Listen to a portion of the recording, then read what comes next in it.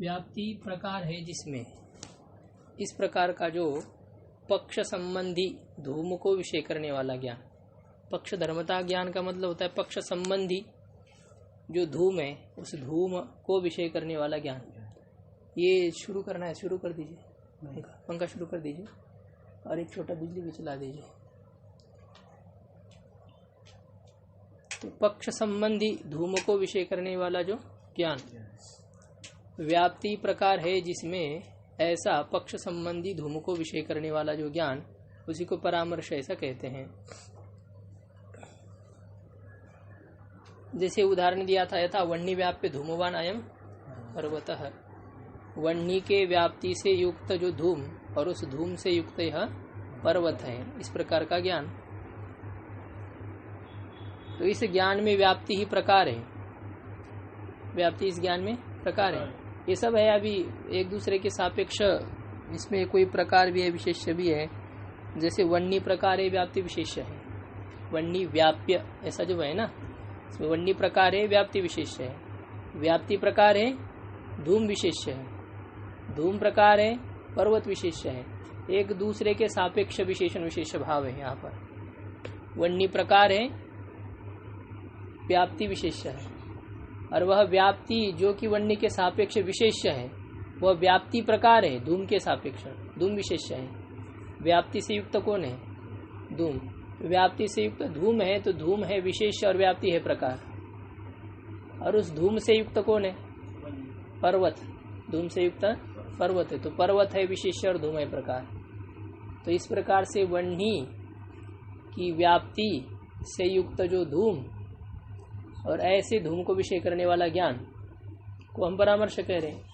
वह्नि की व्याप्ति से विशिष्ट पर्वतनिष्ठ धूम को विषय करने वाले ज्ञान को परामर्श ये कहा गया।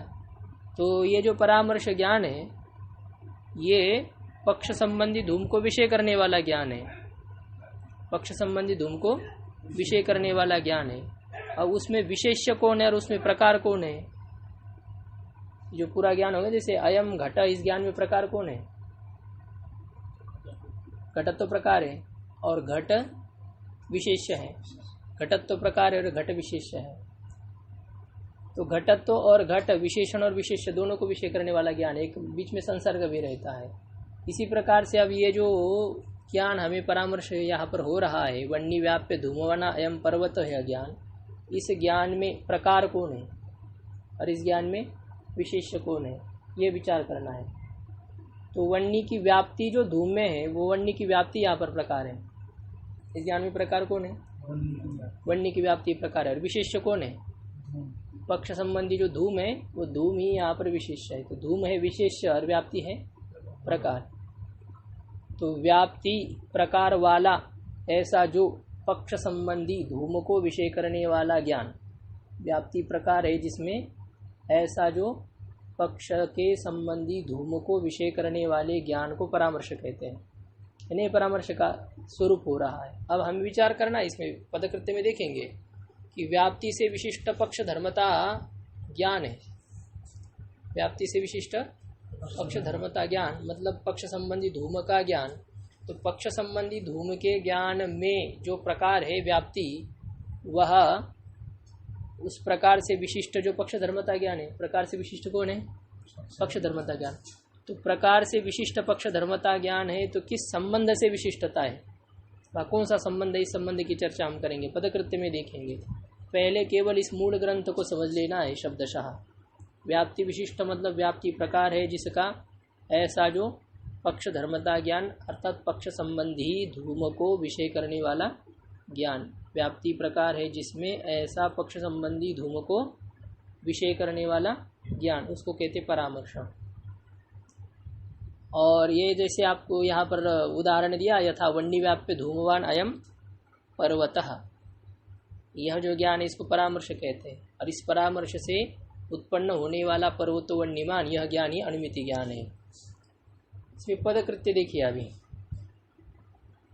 विषयिता संबंधेन व्याप्ति विशिष्ट पक्ष धर्मता ज्ञानम परामर्श। विषयिता संबंधेन व्याप्ति विशिष्ट पक्ष धर्मता ज्ञानम,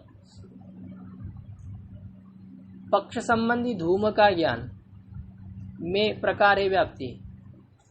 पक्ष संबंधी धूम के ज्ञान में प्रकार कौन है? व्याप्ति। और उस व्याप्ति रूपी प्रकार से विशिष्ट है पक्ष धर्मता ज्ञान। व्याप्ति रूपी प्रकार से विशिष्ट है पक्ष धर्मता ज्ञान, पक्ष संबंधी धूम का ज्ञान। तो वो व्याप्ति से विशिष्ट यदि पक्ष धर्मता ज्ञान है तो वह व्याप्ति उस ज्ञान में किस संबंध से रहेगी?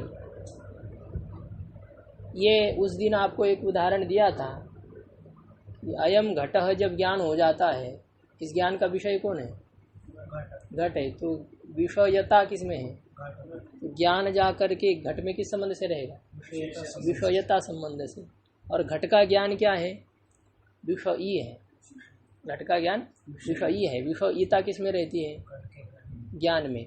तो घट जा करके ज्ञान में किस संबंध से रहेगा? विषयीता संबंध से ज्ञान में घट रहेगा। ज्ञान घट में रहता है विषयता संबंध से और घट ज्ञान में रहता है विषयीता संबंध से। इसी प्रकार देखो, अभी ये जो परामर्श ज्ञान है, व्याप्ति प्रकार वाला पक्ष संबंधी धूम को विषय करने वाला जो ज्ञान, उस ज्ञान को परामर्श कहा। तो इस परामर्श ज्ञान में विशेष्य कौन है और प्रकार कौन है? हाँ, धूम विशेष्य है। लेकिन कैसा धूम? पक्ष संबंधी धूम। पक्ष के संबंधी जो धूम है वह धूम ही इसमें विशेष्य है। और प्रकार कौन है? व्याप्ति। तो व्याप्ति रूपी प्रकार और धूम, इन दोनों को विषय करने वाला ज्ञान है परामर्श। जो व्याप्ति को भी विषय करे और व्याप्ति से युक्त जो धूम, उस धूम को भी विषय करे, है ना। तो ये जो ज्ञान है परामर्श ज्ञान, ये व्याप्ति को भी विषय कर रहा है, धूम को भी विषय कर रहा है, ठीक है ना, दोनों को विषय कर रहा है। तो इस ज्ञान का विषय कौन है?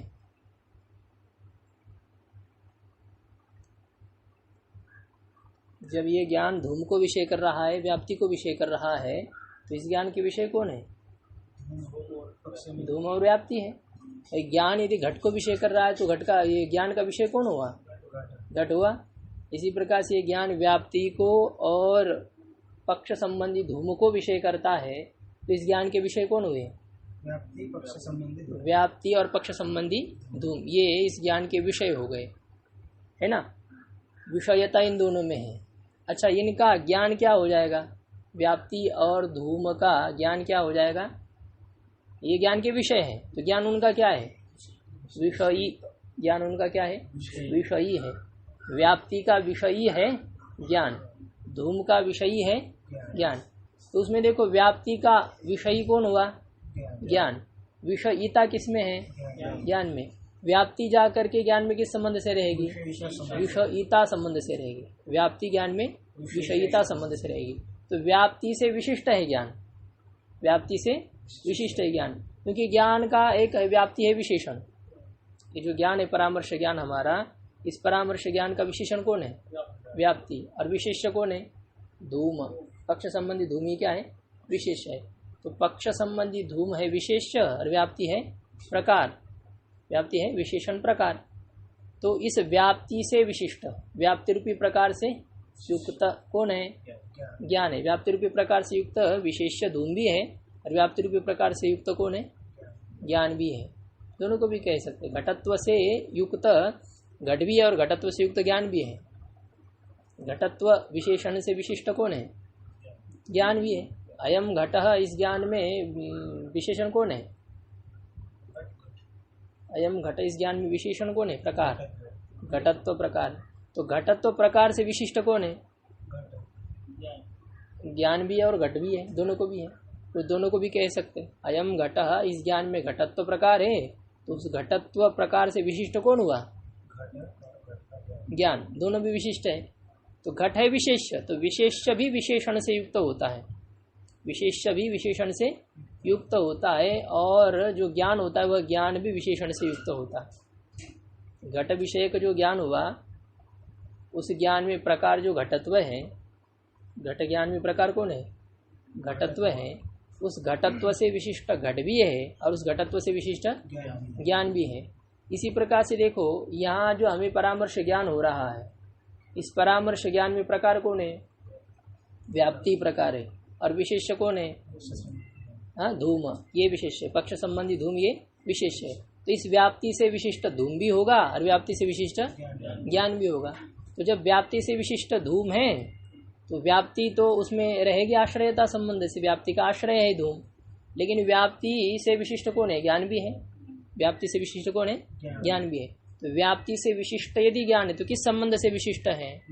विषयिता संबंध से विशिष्ट है, क्योंकि ज्ञान का विषय है व्याप्ति, ज्ञान का विषय है व्याप्ति, और व्याप्ति का विषयी है ज्ञान, विषयिता है ज्ञान में। तो व्याप्ति जाकर के ज्ञान में किस संबंध से रहेगी? विषयिता संबंध से व्याप्ति जाकर के ज्ञान में रहेगी। तो व्याप्ति से विशिष्ट कौन हुआ? ज्ञान। किस संबंध से विशिष्ट हुआ? विषयिता संबंध से। तो विषयिता संबंधेन व्याप्ति विशिष्ट, व्याप्ति विशिष्ट पक्ष धर्मता ज्ञान, पक्ष संबंधी धूम का ज्ञान। विषयिता संबंध से व्याप्ति से विशिष्ट ऐसा पक्ष संबंधी धूम को विषय करने वाला ज्ञान, उसको कहते परामर्श।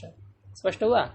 विषयिता संबंध से व्याप्ति से विशिष्ट पक्ष धर्मता ज्ञान का अर्थ पक्ष संबंधी धूम को विषय करने वाला ज्ञान, उस ज्ञान को कहते परामर्श। इस प्रकार का अर्थ हुआ। ये पंक्ति लग गई नहीं? विषयिता संबंध है ना।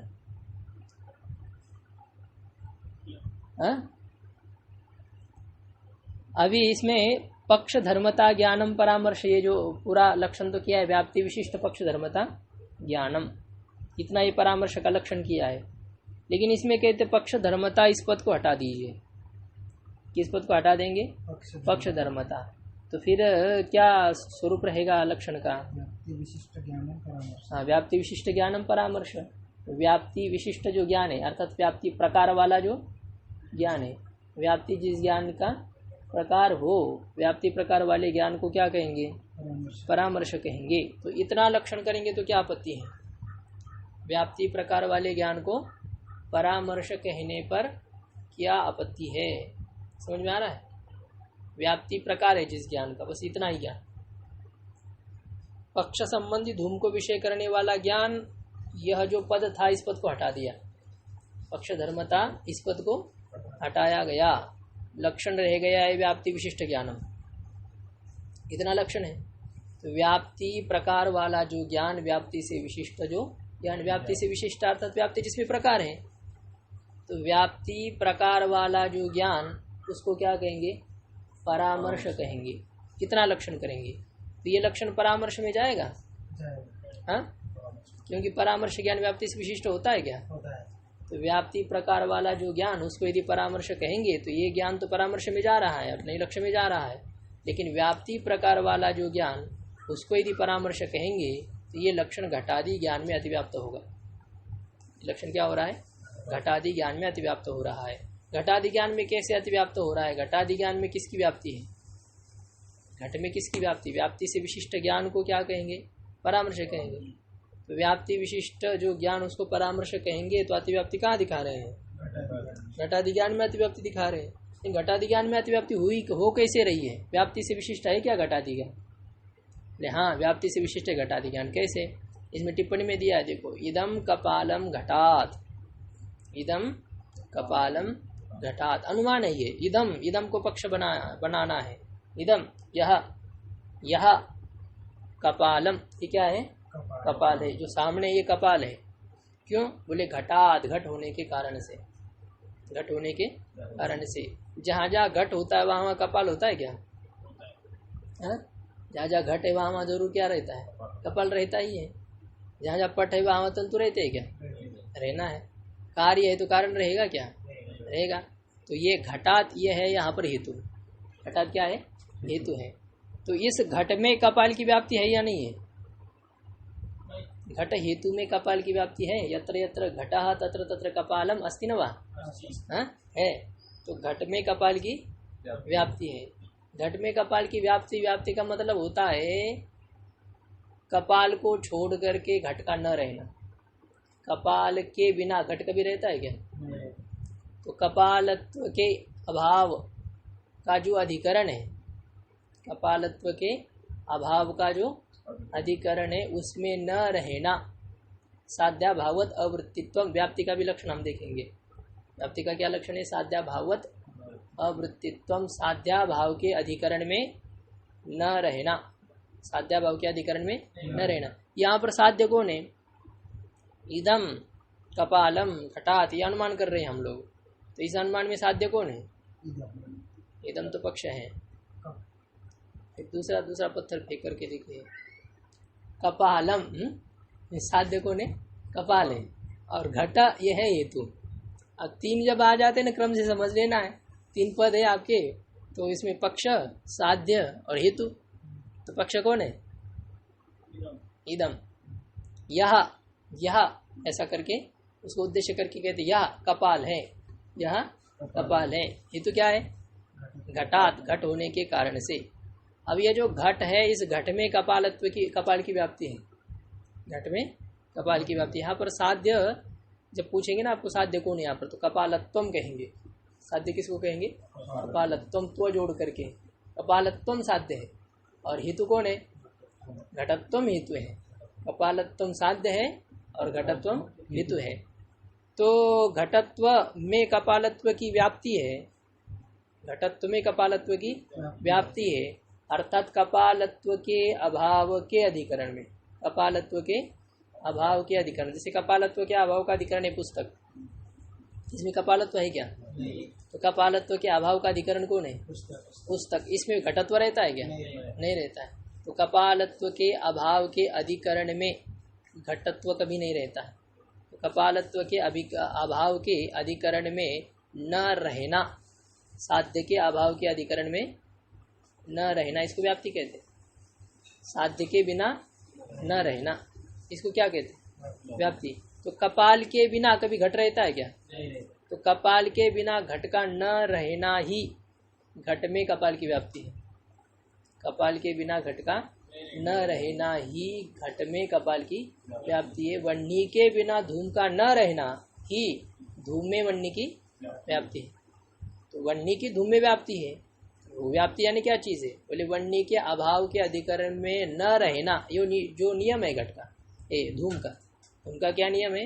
वन्नी के अभाव के अधिकरण में न रहना, ये धूम का नियम है। और ये जो धूम का नियम, इस धूम के नियम को व्याप्ति कहते हैं। इसको क्या कहते हैं? व्याप्ति।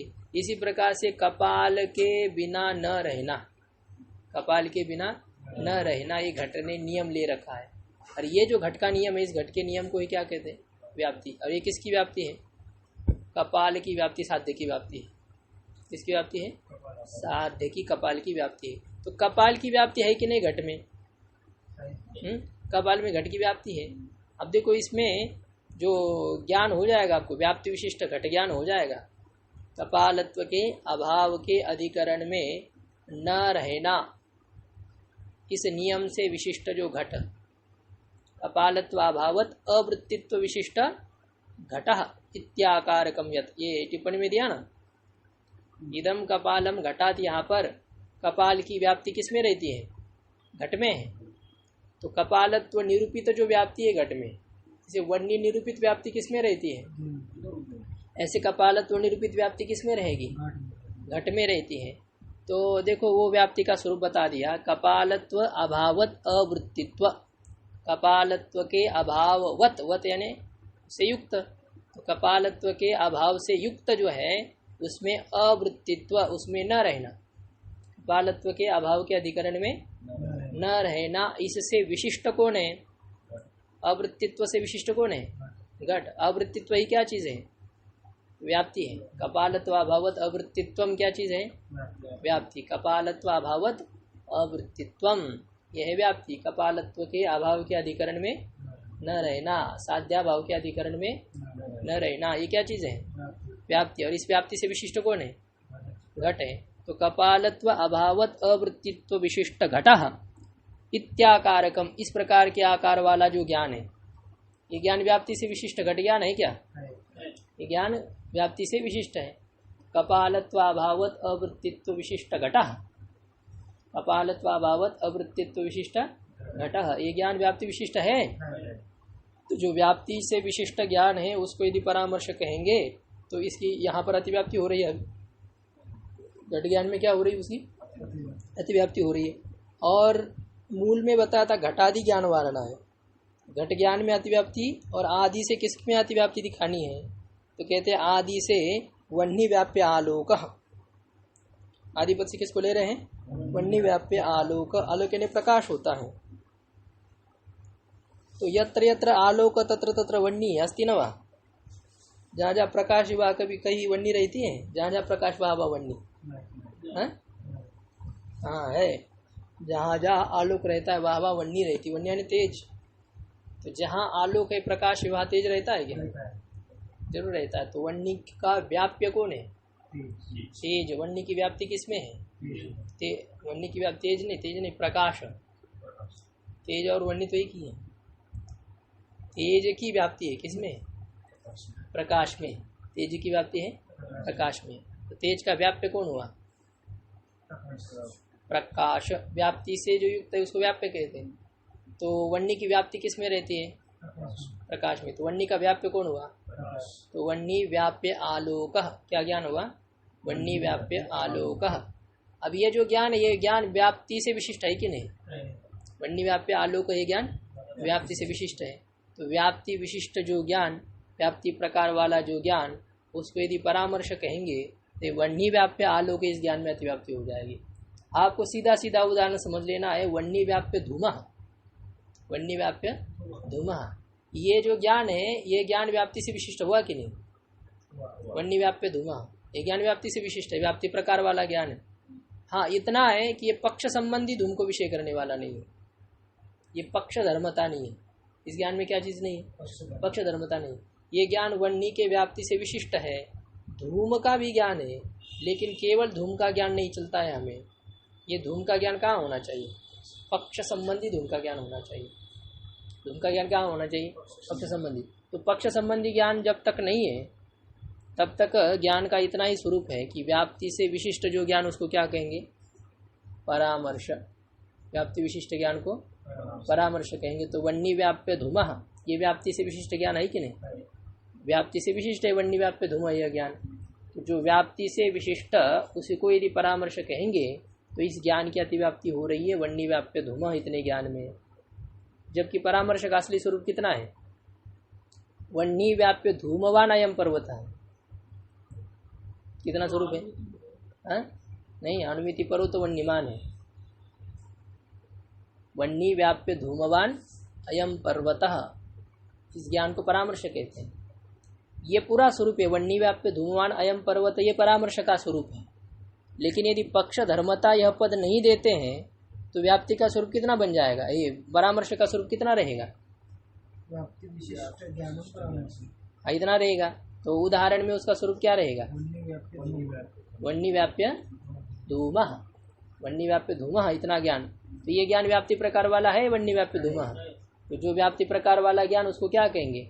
परामर्श कहेंगे। वह्नि की व्याप्ति। व्याप्य का मतलब होता है व्याप्ति वाला। व्याप्य का अर्थ क्या है? व्याप्ति वाला। तो व्याप्ति वाला तो धूम है। व्याप्ति वाला धूम, और वो धूम विशेष्य है। और वह्नि की व्याप्ति उसमें प्रकार हो जाएगी। वह्नि की व्याप्ति प्रकार है और उस वह्नि के व्याप्ति से युक्त है धूम, ये है विशेष्य। वह्नि की व्याप्ति प्रकार और धूम है विशेष्य। तो ये व्याप्ति रूपी प्रकार वाला ज्ञान हुआ कि नहीं? वह्नि की व्याप्ति इसमें प्रकार है। तो वह्नि के व्याप्ति से विशिष्ट ज्ञान हुआ। ये कौन सा ज्ञान? वह्नि व्याप्य धूम। इस ज्ञान में विशेष्य कौन है? धूम ये विशेष्य है। और प्रकार कौन है? वह्नि की व्याप्ति। वह्नि निरूपित व्याप्ति ये है प्रकार और धूम है विशेष्य। तो व्याप्ति प्रकार वाला ज्ञान है कि नहीं वह्नि व्याप्य धूम? व्याप्ति से विशिष्ट ज्ञान हुआ। ये व्याप्ति से विशिष्ट जो ज्ञान उसको यदि परामर्श कहेंगे तो वह्नि व्याप्य धूमः, बस इतने ज्ञान में अतिव्याप्ति होगी। ये परामर्श नहीं है वस्तुतः, लेकिन इसको भी आपको परामर्श कहना पड़ेगा। इसको भी परामर्श कहना पड़ेगा, नहीं तो ये इससे क्या हो जाएगा? आपत्ति क्या आ जाएगी? जो आप महानस में जब देखते हैं धूम को, वहाँ वह्नि की व्याप्ति का ग्रहण होता है कि नहीं? तो वह्नि का व्याप्य धूम है वहाँ पर। तो वह्नि का व्याप्य धूम इस ज्ञान को परामर्श यदि कहेंगे तो महानस में भी परामर्श घट गया। महानस में भी परामर्श घट गया। तो उस परामर्श से क्या ज्ञान होना चाहिए आपको आगे? महानसम वह्निमत, ये अनुमिति ज्ञान होना चाहिए। पर वो तो वन्यमान जैसे अनुमिति ज्ञान होता है परामर्श से, ये अनुमिति ज्ञान आपको कहाँ होना चाहिए?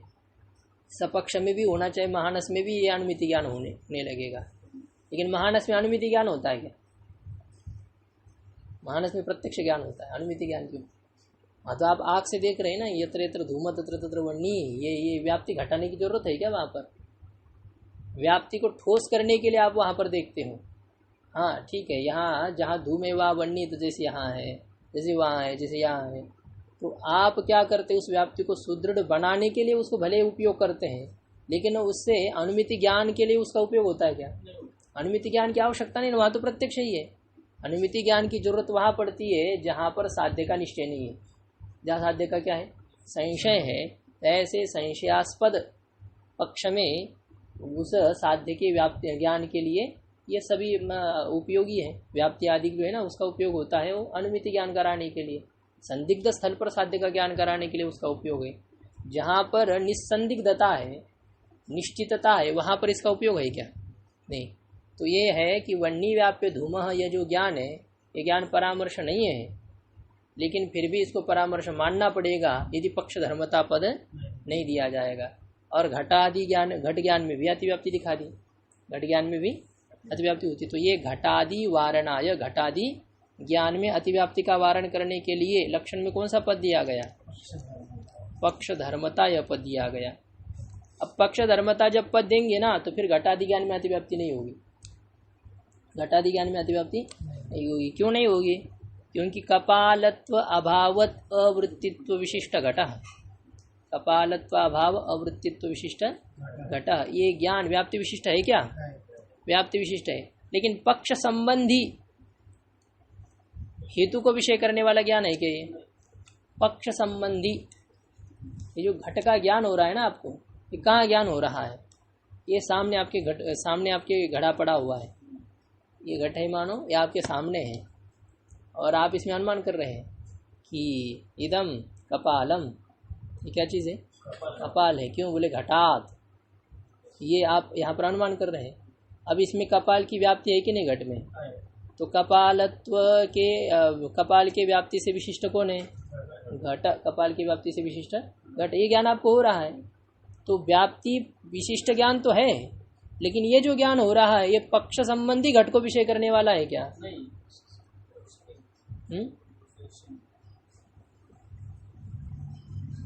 क्या नहीं है? पक्ष संबंधी विषय संबंधी घट को विषय नहीं करता है, तो किसको विषय करता है?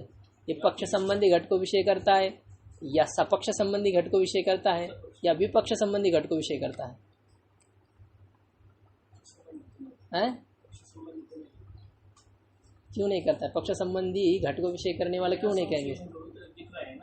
हाँ, यही बात है। यहाँ आपको कपाल का संशय है क्या?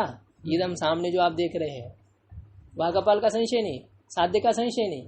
हाँ, साध्य के संशय के स्थल पर यदि आपको ज्ञान होता है हेतु का, तो उस ज्ञान को कहते हैं पक्ष संबंधी हेतु विषय ज्ञान। उसको क्या कहेंगे? पक्ष संबंधी हेतु को विषय करने वाला ज्ञान। और इदम कपालम घटात, तो आप तो सामने देख रहे हो, इदम ये तो पक्ष बना है ना आपने, और इदम का मतलब होता है वो आपके अभिमुख जो स्थान है, देश है, पूर्ववर्ती जो देश है, वो पूर्ववर्ती देश आपके लिए संदिग्ध है क्या? नहीं। वहाँ स्पष्ट देख रहे हैं आप उसको, तो वहाँ साध्य का संशय है क्या? वहाँ साध्य का क्या है? नहीं है तो क्या है? भ्रम है, अभाव है, संशय है, निर्णय है, क्या है वहाँ पर? साध्य का वहाँ पर निर्णय, निश्चय है। आप देख रहे हो कपाल है वहाँ पर, है कि नहीं? तो ये जो घट को विषय करने वाला ज्ञान है, तो ये घट ज्ञान कैसा हो रहा है? ये पक्ष संबंधी घट को विषय नहीं कर रहा है। ये किसके संबंधी घट को विषय कर रहा है? ये सपक्ष संबंधी घट को विषय कर रहा है। कैसे घट को विषय कर रहा है? सपक्ष संबंधी। सपक्ष, सपक्ष का मतलब क्या होता है? जहाँ साध्य का निश्चय हो उसको कहते सपक्ष। और इदम, ये जो हमारा पक्ष है, यहाँ पर पक्ष तो बनाया, ये शब्द का भले ही प्रयोग किया है, लेकिन वहाँ पर कोई संदिग्धता नहीं है। इसलिए ये जो कपाल का ज्ञान आपको इस वाक्य में हो रहा है, इदम कपालम घटात, यहाँ पर ये जो घट है, ये घट पक्ष संबंधी घट है या सपक्ष संबंधी घट है? सपक्ष संबंधी घट है। तो सपक्ष संबंधी घट को विषय करने वाला ज्ञान है। कैसा ज्ञान है? सपक्ष संबंधी घट को विषय करने वाला ज्ञान। तो इसको पक्ष धर्मता कहेंगे? पक्ष धर्मता कब कहते हैं? जब पक्ष संबंधी हेतु को विषय करने वाला ज्ञान हो। कैसा ज्ञान हो? पक्ष संबंधी हेतु को विषय करने वाला ज्ञान हो, उसको पक्ष धर्मता कहेंगे। और ये पक्ष संबंधी हेतु को विषय करने वाला, घट को विषय करने वाला ज्ञान नहीं है, इसलिए पक्ष धर्मता जब पद डाल देंगे फिर घट ज्ञान में अतिव्याप्ति नहीं होगी। इसी प्रकार से देखो, वन्नी व्याप्य धूमः, इतने ज्ञान में भी अतिव्याप्ति हुई थी। वन्नी व्याप्य धूमः, अब ये जो ज्ञान आपको हुआ, ये ज्ञान व्याप्ति से विशिष्ट है क्या? व्याप्ति से विशिष्ट है। इन पक्ष संबंधी धूम को विषय करने वाला है क्या? पक्ष संबंधी धूम को विषय करने वाला नहीं। कितना ज्ञान? कौन सा ज्ञान पक्ष संबंधी धूम को विषय नहीं करता?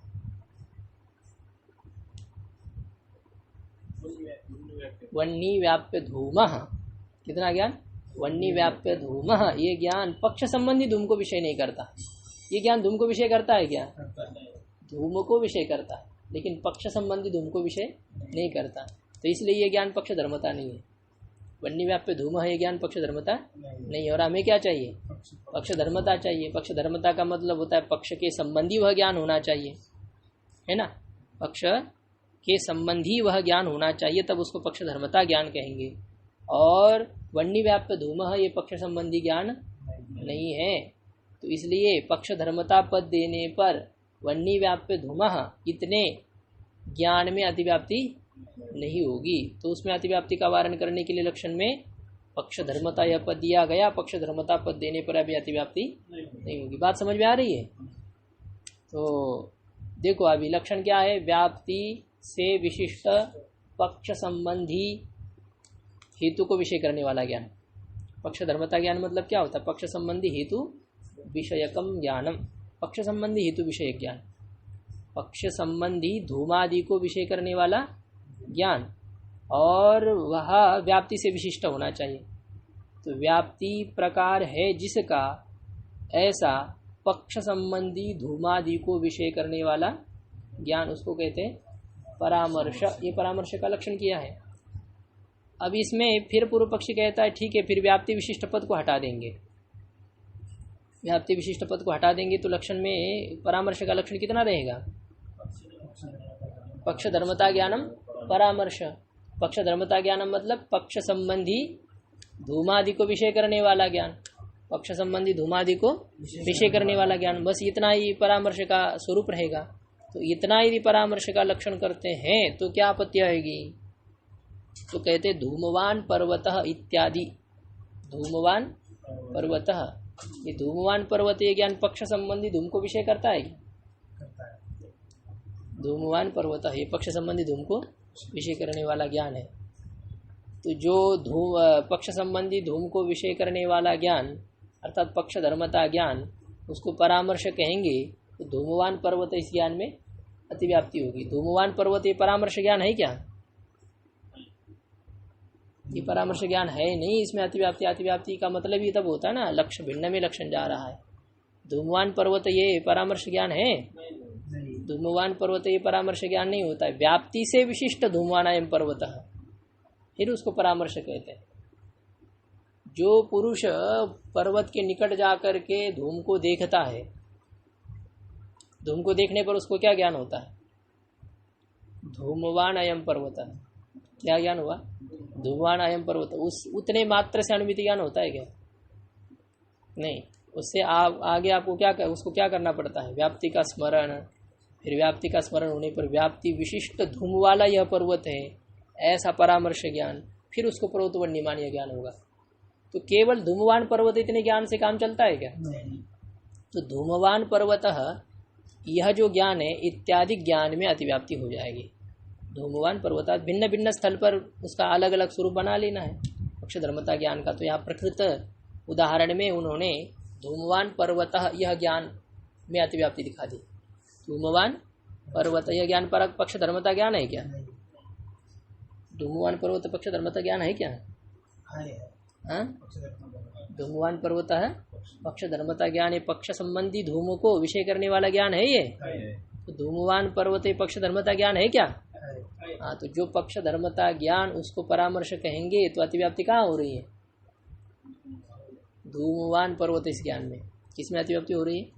धूमवान पर्वत इस ज्ञान में अतिव्याप्ति हो रही है। तो उस अतिव्याप्ति का वारण करने के लिए लक्षण में कौन सा पद देना आवश्यक है, जरूरी है? व्याप्ति विशिष्ट यह पद देना जरूरी है। व्याप्ति प्रकार वाला ऐसा पक्ष संबंधी धूम को विषय करने वाला ज्ञान, व्याप्ति प्रकार वाला, व्याप्ति जिसमें प्रकार है ऐसा जो पक्ष संबंधी धूम को विषय करने वाला ज्ञान, उसको परामर्श कहते हैं। ऐसा व्याप्ति विशिष्ट पद देने पर धूमवान पर्वत इसमें अतिव्याप्ति नहीं, क्योंकि धूमवान पर्वत यह ज्ञान व्याप्ति से विशिष्ट है क्या? नहीं है, ये व्याप्ति से विशिष्ट नहीं है। व्याप्ति से विशिष्ट पद देने पर अब उसमें अतिव्याप्ति नहीं होगी। तो व्याप्ति विशिष्ट पक्ष धर्मता ज्ञान को परामर्श कहते हैं। ये पूरा लक्षण देना आवश्यक है। तो इसका समझ लेना, व्याप्ति से विशिष्ट पद का कैसे क्या अर्थ करना है ना। व्याप्ति से युक्त, व्याप्ति रूपी प्रकार वाला, व्याप्ति विशिष्ट का अर्थ व्याप्ति प्रकारकम ज्ञानम, व्याप्ति रूपी प्रकार वाला ज्ञान। और पक्ष धर्मता का मतलब होता है पक्ष संबंधी धूमादि का ज्ञान। तो पक्ष संबंधी ज्ञान को पक्ष धर्मता ज्ञान कहेंगे। और व्याप्ति प्रकार है जिसमें ऐसा पक्ष संबंधी धूमादि को विषय करने वाला ज्ञान, व्याप्ति प्रकार है जिसमें ऐसा जो पक्ष संबंधी धूमादि को विषय करने वाला ज्ञान, उस ज्ञान को कहते हैं परामर्श। ये परामर्श का लक्षण निर्दुष्ट लक्षण हो जाता है। अभी और है इसमें तो कोई चर्चा नहीं, पर न्याय बुद्धि में और इसमें फिर कुछ जोड़ा है। टिप्पणी हो गई। अब क्या है आगे इसमें? पक्ष धर्मता पद उपादाने तु तादृश ज्ञानस्य पक्ष धर्मत्व अनवगाहितया वारणमिति भावः। तो वन्नी व्याप्य आलोक इस ज्ञान में अतिव्याप्ति दिखाई थी ना, जब पक्ष धर्मता पद नहीं दिया गया था। अब पक्ष धर्मता पद जब देंगे तो फिर अतिव्याप्ति का वारण कैसे हुआ?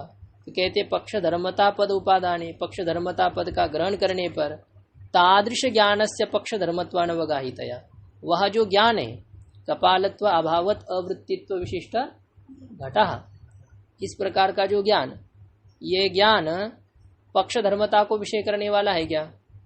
पक्ष संबंधी घटादि को विषय करने वाला है क्या? नहीं। तो पक्ष धर्मत्व अनवगाहितया, पक्ष धर्मत्व को विषय न करने वाला होने के कारण से वारणम, उस घट ज्ञान का वारण हो जाएगा।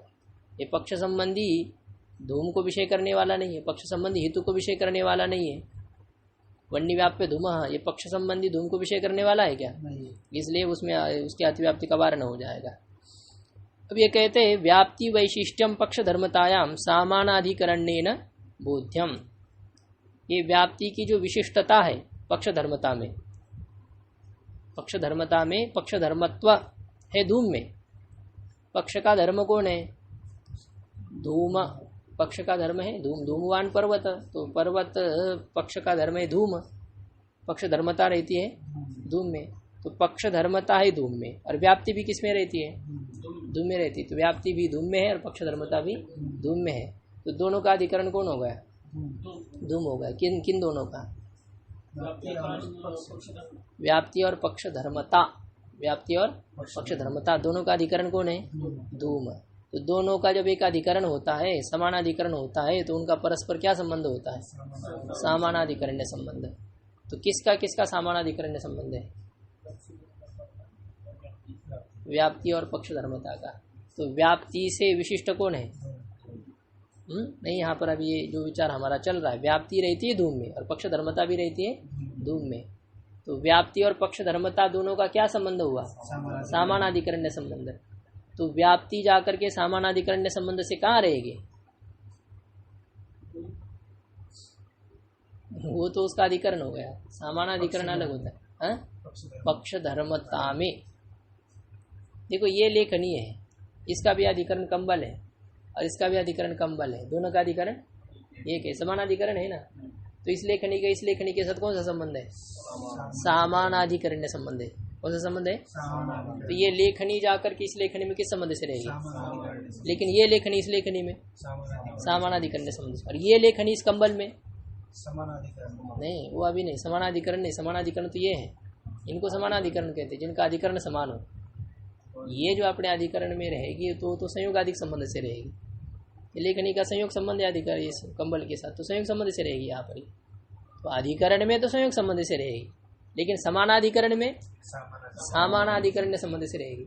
समानाधिकरण का मतलब अधिकरण नहीं, समानाधिकरण का मतलब होता है कि समानाधिकरण वाली दूसरी वस्तु, समानम अधिकरणम ययो हो, जिनका अधिकरण समान हो उसको समानाधिकरण कहते हैं। तो लेखनी का समानाधिकरण कौन है? दूसरी लेखनी। लेखनी का समानाधिकरण दूसरी लेखनी, और इस लेखनी का अधिकरण, इस लेखनी का अधिकरण कंबल है, और इस लेखनी का अधिकरण कंबल है। समानाधिकरण ये है और अधिकरण कंबल है। तो ये लेखनी इसमें किस संबंध से रहेगी? समानाधिकरण संबंध से। इसी प्रकार से देखो ये धूम है, इस धूम में व्याप्ति रहती है और इस धूम में ही पक्ष धर्मता है। इस धूम में व्याप्ति रहती है और इस धूम में ही पक्ष धर्मता है। तो दोनों का अधिकरण धूम है, दोनों का अधिकरण धूम हो गया। तो पक्ष धर्मता का समानाधिकरण कौन है? व्याप्ति। पक्ष धर्मता का समानाधिकरण है व्याप्ति। व्याप्ति का समानाधिकरण है पक्ष धर्मता, और पक्ष धर्मता का अधिकरण कौन है? धूम। पक्ष धर्मता का अधिकरण धूम है, लेकिन व्याप्ति का अधिकरण वो भी धूम है। व्याप्ति का अधिकरण भी धूम है, पक्ष धर्मता का अधिकरण भी धूम है। और पक्ष धर्मता का समानाधिकरण कौन है? व्याप्ति। व्याप्ति का समानाधिकरण कौन है? पक्ष धर्मता। व्याप्ति का सामानाधिकरण्य पक्ष धर्मता। तो व्याप्ति का पक्ष धर्मता के साथ कौन सा संबंध हुआ? तो सामानाधिकरण्य संबंध से युक्त कौन है? व्याप्ति के सामानाधिकरण्य संबंध से युक्त कौन है? पक्ष धर्मता। तो व्याप्ति से विशिष्ट है पक्ष धर्मता। व्याप्ति से विशिष्ट पक्ष धर्मता है, तो किस संबंध से विशिष्ट है? सामानाधिकरण्य संबंध से ये पक्ष धर्मता है, ऐसा समझना चाहिए, इसलिए कह रहे हैं। टिप्पणीकार ने सामानाधिकरण ने बताया था मूल में वो विषयिता संबंध से व्याप्ति विशिष्ट पक्ष धर्मता ज्ञानम परामर्श, ऐसा ये किया गया था।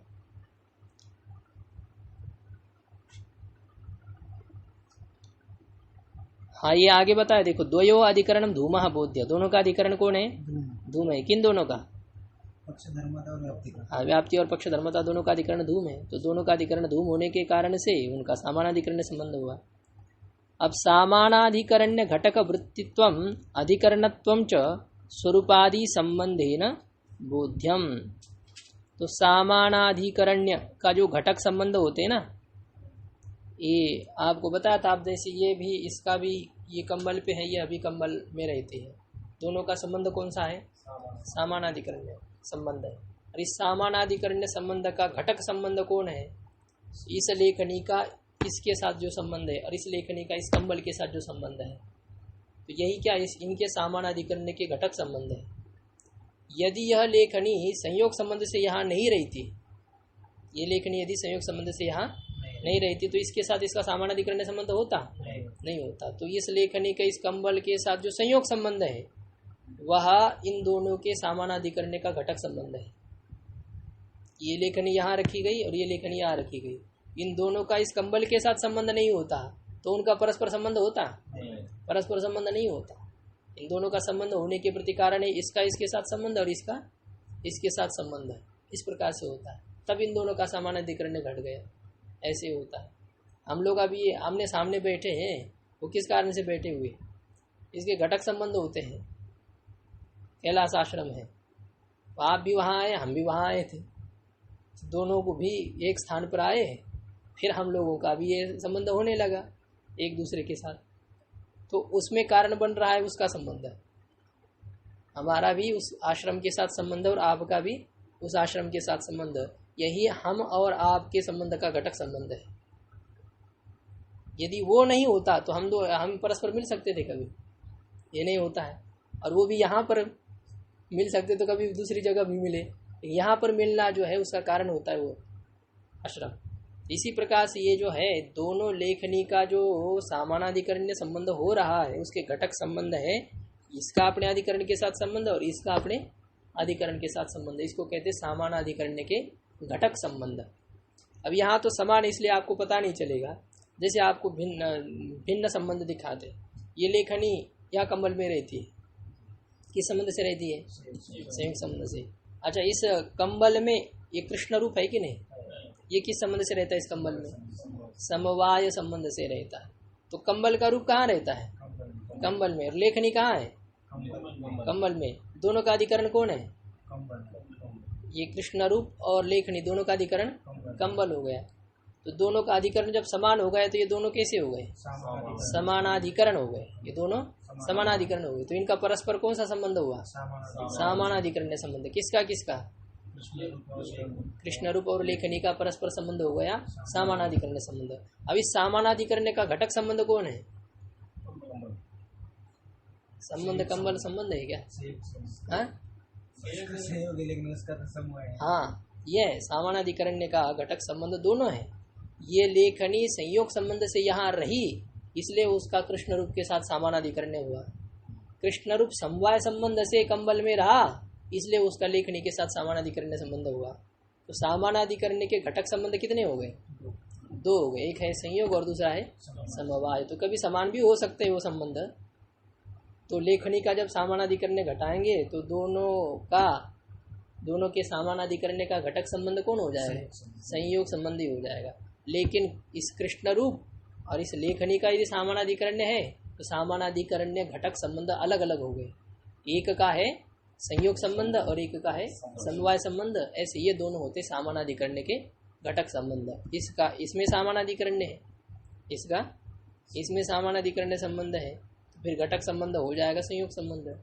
इसके साथ समानाधिकरण संबंध है तो घटक संबंध हो जाएगा समवाय संबंध। ऐसे ये घटक संबंध होते। तो यहाँ पर समानाधिकरण का घटक कौन है? तो ये कह रहे हैं समानाधिकरण घटक वृत्तित्वम अधिकरणत्वम च,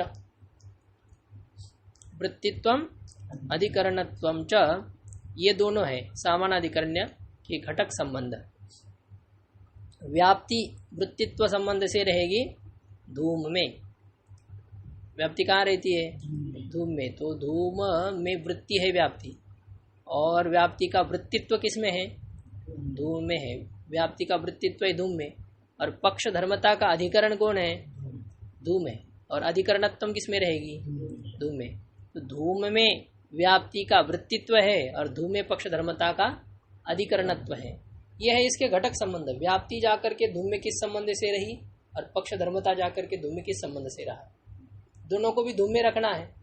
व्याप्ति भी धूम में रहेगी, पक्ष धर्मता भी धूम में रहेगी। लेकिन व्याप्ति किस संबंध से रहती है? वृत्तित्व संबंध से। पक्ष धर्मता किस संबंध से रहेगा? अधिकरणता संबंध से। तो ये जो वृत्तित्व और अधिकरणत्व है, ये है सामानाधिकरण के घटक संबंध। व्याप्ति और पक्ष धर्मता का जो सामानाधिकरण हुआ, उस सामानाधिकरण के घटक कौन हो गए? वृत्तित्व और अधिकरणत्व। ये हो गए इसके सामानाधिकरण के घटक संबंध। अब वो जो वृत्तित्व है और जो अधिकरणत्व है, वह भी किस संबंध से रहेगा? धूम में। वह भी होना चाहिए ना। देखो ये है हमारा, ये धूम है, मान लो ये धूम है, ये व्याप्ति और ये पक्ष धर्मता, ये व्याप्ति और ये पक्ष धर्मता। तो देखो व्याप्ति जाकर के धूम में किस संबंध से रही? वृत्तित्व संबंध से रही। पक्ष धर्मता जाकर के धूम में किस संबंध से रहा? अधिकरणता संबंध से, है ना। तो व्याप्ति वृत्तित्व संबंध से धूम में है, पक्ष धर्मता अधिकरणता संबंध से धूम में है। लेकिन अब ये जो बीच में संबंध है व्याप्ति और पक्ष धर्मता का, कौन सा संबंध हुआ? वृत्तित्व और अधिकरणत्व। ये वृत्तित्व और अधिकरणत्व ये भी धूम में रहेगा, ये भी धूम में रहेगा। तो ये धूम में जब रहेगा तो किस संबंध से रहेगा? भाई व्याप्ति तो रही वृत्तित्व संबंध से धूम में, व्याप्ति वृत्तित्व संबंध से धूम में। लेकिन ये वृत्तित्व किस संबंध से धूम में रहेगा? ये अधिकरणत्व किस संबंध से धूम में रहेगा? तो वो कहते हैं स्वरूप संबंध से रहेगा। किस संबंध से रहेगा?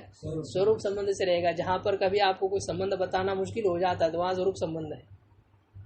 जहाँ समवाय संबंध नहीं घटता है, जहाँ संयोग संबंध नहीं घटता है, तो वहाँ कौन सा संबंध रहेगा? स्वरूप संबंध रहेगा। जैसे आकाशत्व है, आकाश में कौन सा धर्म रहता है? आकाशत्व आकाश में किस संबंध से रहेगा? समवाय संबंध से नहीं रह सकता, क्योंकि आकाश का जो आकाशत्व है वो जाति नहीं है। आकाश में जो रहने वाला धर्म है आकाशत्व, वो जाति नहीं है, क्योंकि आकाश कितना है? एक है। और नित्यम एकम अनेकानुगतम सामान्यम, अनेक में रहने वाले धर्म को जाति कहते हैं। तो आकाशत्व अनेक में रहता है क्या?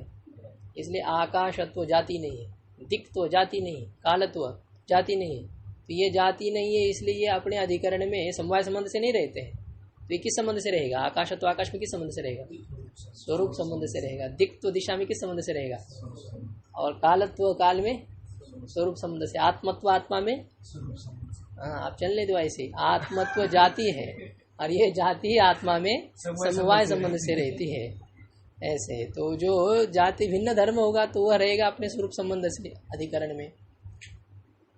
तो ये है सामानाधिकरण्य का घटक जो वृत्तित्व और अधिकरणत्व है। तो ये स्वरूप संबंध है नीति बोध्यम। ये किस संबंध से रहेंगे? धूम में स्वरूप संबंध से रहेंगे। इस प्रकार से समझना चाहिए। छोड़ दीजिए, अभी ऊपर तो लग गया है ना इसका। अच्छा, तो अभी परामर्श जन्यम इत्यर्थ। तद जन्यम ये जो आया था ना मूल में, तो तद से किसको लेंगे? तद से किसका परामर्श किया जा रहा है? तो कहते तत्जन्यम का मतलब होता है परामर्श जन्यम। मूल में आया ना तज्जन्यम, तज्जन्यम तस्मात् जन्यम, उससे उत्पन्न होने वाला। पर वो तो वर्णिमान यह ज्ञान, तो किससे उत्पन्न होने वाला? परामर्श से उत्पन्न होने वाला। तो तत् से किसका परामर्श किया जा रहा है? तत् से परामर्श का परामर्श किया जा रहा है। परामर्श यानी ये होता है सर्वनाम जो होते हैं ना, वो उसके पूर्व में जिसका उच्चारण किया हुआ रहता है तो उसका वो ज्ञान कराने वाले होते हैं। राम आया, उसने खाया, वह सोया, उसने बात की, वो चला गया। तो उसने खाया, वह आया, वह बोला, वो खाया, वो चला गया। वह अभी किसको लक्ष्य करेंगे? राम को लक्ष्य करेंगे। उसे पहले एक बार बोलना होता है, फिर आगे सर्वनाम से काम चला लेते हैं। इसी प्रकार से अब यहाँ पर तद जो शब्द है वो किसका बोधन कराता है? परामर्श का। तो तज्जन्यम का मतलब क्या है? बस इतना ही अर्थ कर दिया, परामर्श जन्यम इत्यर्थ। तज्जन्यम का मतलब है परामर्श जन्यम, ऐसा अर्थ हो गया। ये हो गया परामर्श की चर्चा। व्याप्ति प्रकार वाला ऐसा जो पक्ष संबंधी धूमादि को विषय करने वाला ज्ञान, उसको कहते हैं परामर्श। ये परामर्श का विचार आया। लेकिन अभी देखो, परामर्श का विचार करते करते और जिज्ञासाएं प्रकट हो गई। परामर्श के घटक जो पद आए ना, व्याप्ति, परामर्श के संबंध लक्षण के घटक पद कौन सा है? व्याप्ति। और दूसरा पद है पक्षधर्मता। तो न हम व्याप्ति को जानते न हम पक्षधर्मता को जानते। फिर व्याप्ति को बताइए क्या चीज़ है व्याप्ति? उस व्याप्ति को बताते हैं। व्याप्ति क्या है? यत्र यत्र धूमः तत्र तत्र अग्निः इति साहचर्य नियमो व्याप्ति ही।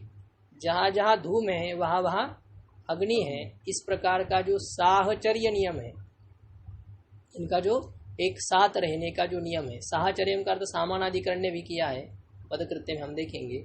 तो जहाँ जहाँ धूम है वहाँ वहाँ वन्नी है। इस प्रकार का जो धूम में वन्नी का सामानाधिकरण्य है, धूम में वन्नी का सामानाधिकरण्य है। नहीं, कार्य कारण भाव तो है ना, धूम कार्य है, वन्नी कारण है। तो जहाँ जहाँ कार्य रहता है वहाँ वहाँ कारण रहता है, जहाँ जहाँ धूम रहता है वहाँ वहाँ वन्नी रहती है। इस प्रकार का नियम है। तो ये जो इनका नियम है, इस नियम को ही साहचर्य का जो नियम है, एक साथ रहने का जो नियम है, धूम ने वन्नी के साथ रहने का नियम ले रखा है। धूम ने वन्नी के साथ रहने का नियम जो ले रखा है, उस नियम को ही व्याप्ति ऐसा कहते हैं। किसी स्त्री ने किसी पुरुष के साथ रहने का नियम ले रखा है कि इस जीवन में मैं इसके साथ रहूंगी, नियम ले लिया, उस नियम को ही क्या कहते हैं? तो पातिव्रत्य कहते हैं। इसका नियम है उस प्रकार का। इसी प्रकार से ये धूम ने जो नियम ले रखा है कि जहाँ अग्नि रहेगी वहीं पर ही मैं रहूंगा, जहाँ अग्नि रहेगी वहीं पर ही मैं रहूंगा, अग्नि के बिना मैं नहीं रहूंगा। ये जो धूम का नियम है, ये धूम का नियम ही क्या चीज़ है? ये व्याप्ति है, वन्नी की व्याप्ति है इसमें। ये जो साहचर्य का नियम है, एक साथ रहने का जो नियम है, उस नियम को ही व्याप्ति ऐसा कहते हैं। इसी के साहचर्य का अर्थ सामानाधिकरण्य। मतलब सामानाधिकरण्य का मतलब है यहाँ पर अभी तदधिकरण वृत्तित्व। सामानाधिकरण्य का मतलब क्या होता है? तदधिकरण वृत्तित्व। तद यानी वन्नी, वन्नी के अधिकरण में वृत्ति, वन्नी के अधिकरण में वृत्ति रहने वाला कौन होता है? धूम। वन्याधिकरण वृत्तित्व किसमें रहता है? धूम में। धूम में क्या रहता है? वन्याधिकरण वृत्तित्व। ये किसमें है? धूम में। ये है सामानाधिकरण्य। ये क्या है? वन्नी का सामानाधिकरण्य है। तो यहाँ साहचर्य नियम, नियम जो है ना, ये दोनों पदों के अर्थ तो किए न्याय बुद्धि में कहा उन्होंने। साहचर्य शब्द का अर्थ सामानाधिकरण्य और नियत शब्द का अर्थ, नियम शब्द का अर्थ है व्यापक। व्यापक का जो सामानाधिकरण्य है, व्यापक का जो सामानाधिकरण है, मतलब व्यापक के अधिकरण में जो रहनेपना है, व्याप्य का व्यापक के अधिकरण में जो रहना, व्याप्य हमेशा कहाँ रहता है? व्यापक के अधिकरण में रहता है। व्यापक यदि हो तभी व्याप्य रहता है, अन्यथा व्याप्य नहीं रहता है। व्याप्य के बिना व्यापक रह सकता है, व्याप्य के बिना व्यापक रहता है, रह सकता है, किंतु व्याप्य कभी व्यापक के बिना नहीं रहता है। तो व्याप्य हमेशा कहाँ रहता है? व्यापक के अधिकरण में रहता है। व्याप्य हमेशा व्यापक के अधिकरण में रहता है। तो व्यापक अधिकरण वृत्तित्वम, सामानाधिकरण्यम का मतलब होता है व्यापक अधिकरण वृत्तित्वम। तो ये जो व्यापक के अधिकरण में रहना है, इसको कहते हैं साहचर्य नियम। व्यापक के अधिकरण में रहना, हमेशा व्यापक के अधिकरण में रहना, इसको कहते हैं साहचर्य नियम। यही व्याप्ति है। ये अर्थ न्याय बोधिनी में किया गया, व्यापक सामानाधिकरण्यम, ऐसा भी व्याप्ति का लक्षण हो। अभी और भी दो प्रकार की व्याप्ति है, व्यापक सामानाधिकरण्यम व्याप्ति और एक है व्याप्य के अभाव के अधिकरण में न रहना। व्याप्य के अभाव के अधिकरण में न रहना। अब ये तो दोनों एक जैसा ही लगता है कि व्यापक के अधिकरण में रहना, इसको व्याप्ति कहते हैं। व्यापक के अधिकरण में रहना, इसको व्याप्ति कहते हैं। और व्यापक के अभाव के अधिकरण में न रहना, इसको भी व्याप्ति कहते हैं। व्यापक के अभाव के अधिकरण में न रहना, इसको भी व्याप्ति कहते हैं। कोई बात नहीं, अलग नहीं, उसी को ही विधि मुख से और निषेध मुख से कहना है। तो ये कुछ हो रहा है। हाँ, एक ही लग रहा है, लेकिन इसमें अलग, उसमें है विचार बहुत कुछ है। ये एक पूर्व पक्षी की व्याप्ति और एक सिद्धांत की व्याप्ति। तो साध्य के अधिकरण में रहना, ये साध्य सामानाधिकरण वृत्तित्वम, असाध्य सामानाधिकरण्यम, ये जो व्याप्ति का लक्षण है, सिद्धांति का लक्षण है। और साध्याभाववत अवृत्तित्वम, साध्याभाव के अधिकरण में न रहना, ये पूर्व पक्षी का लक्षण है। ये व्याप्ति पंच किसी के ऊपर बना हुआ है ग्रंथ जो है एक, तो ये पूर्व पक्षी की व्याप्ति का वहाँ पर खंडन किया गया। 5 लक्षण ऐसा, ये साध्याभाववत अवृत्तित्वम जो है, इसी को उन्होंने अलग अलग प्रकार करके घटाने का प्रयास किया, लेकिन 5 का खंडन वहाँ पर किया गया है। साध्याभाववत अवृत्तित्व, ये पूर्व पक्षी की व्याप्ति है। और फिर सिद्धांत की व्याप्ति को सिद्ध करने के लिए एक ग्रंथ बना हुआ है, सिद्धांत लक्षणी उसको कहते हैं। है तो छोटे छोटे लेकिन बहुत जटिल ग्रंथ है, सिद्धांत लक्षणी और व्याप्ति पंचक। व्याप्ति पंचक में पूर्व पक्षी की व्याप्ति का विचार है और सिद्धांत लक्षणी में सिद्धांत की व्याप्ति का निरूपण है। तो सिद्धांत की व्याप्ति क्या है? व्यापक सामानाधिकरण्यम। इस साहचर्य नियम का मतलब व्यापक सामानाधिकरण्यम, व्यापक का अधिकरण वृत्तित्वम, व्यापक के अधिकरण में रहना, यह है सिद्धांत की व्याप्ति। और व्यापक के अभाव के अधिकरण में न रहना, ये भी व्याप्ति है, इसके पूर्व पक्षी की व्याप्ति है। अब तो आपको प्रारंभ में समझना दोनों की बात ठीक ही लगती है, हमें एक ही जैसी है, खाली एक विधि मुख से कह रहा और एक निषेध मुख से कह रहा है। एक कहता है कि इसका नियम है, क्या नियम है? पति के साथ रहना ही इसका नियम है। इसी को आप अन्य शब्दों में क्या कह सकते हैं? पति के बिना न रहना, ये इसका नियम है। इसमें कोई अंतर है? इसमें अर्थता क्या अंतर आ रहा है? भाई पति के साथ रहना इसका नियम है और पति के बिना न रहना इसका नियम है, इनमें कोई अंतर है क्या दोनों में? केवल एक बात को विधि मुख से कहा जा रहा है और उसी बात को निषेध मुख से कहा जा रहा है। मैं हमेशा सत्य बोलता हूँ, मैं कभी झूठ नहीं बोलता हूँ, इसमें कोई अंतर है क्या? उसी बात को कहा जा रहा है, मैं सत्य बोलता और मैं झूठ नहीं बोलता हूँ, तो अंतर है क्या कोई? उसी बात को आप विधि मुख से कह रहे हैं और उसी बात को आप निषेध मुख से कह रहे हैं, ऐसा ही होता है। तो इसी प्रकार से ये व्याप्ति साध्य के अधिकरण में ही रहना, इसी को व्याप्ति कहते हैं। और साध्य के अभाव के अधिकरण में न रहना, इसी को भी व्याप्ति कहते हैं। साध्य के अभाव के अधिकरण में न रहना, इसको व्याप्ति कहते हैं। अब इसका विचार करेंगे, ये जहाँ जहाँ धूमे वहाँ वहाँ अग्नि है, इस साहचर्य नियम को व्याप्ति कहते हैं। इसको पदकृत्य में अभी अच्छा सा घटाया है। साहचर्य नियम क्या चीज़ है, इस पद के ऊपर विचार उन्होंने किया है और वो साध्याभावत अवृत्ति